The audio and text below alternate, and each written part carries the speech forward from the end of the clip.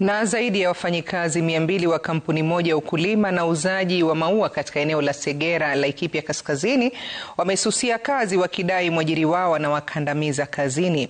Baadhi ya malalamishi yao ni kufutwa kazi bila ilani, kufanya kazi kwa muda mrefu bila fidia, kudharauliwa na kudhalilishwa kazini.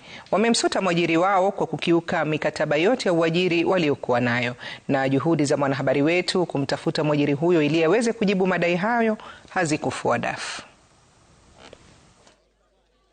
Hii kampuni imefika mahali mpaka tunaona inatuangamiza sana. Mimi ni moja wa security ambaye tulikuwa kwa hii kampuni, na juzi sisi hata tukasimamishwa. Tukia watu 10. Mmoja aje anitoa kwa nyumba yangu. Nitaanzia wapi? Na sitaki kwenda kuiba. Ana hii mwindi mtunyanyasa. Mimi nilikuwa security mahali pale.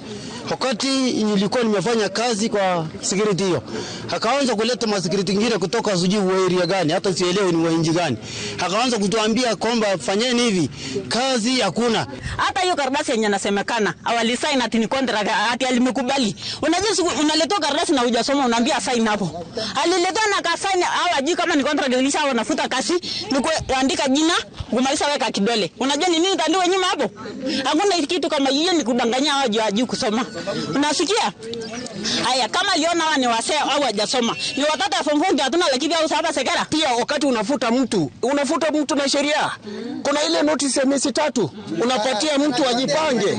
Lakini sasa hakuna sheria ya notice ya mwezi moja.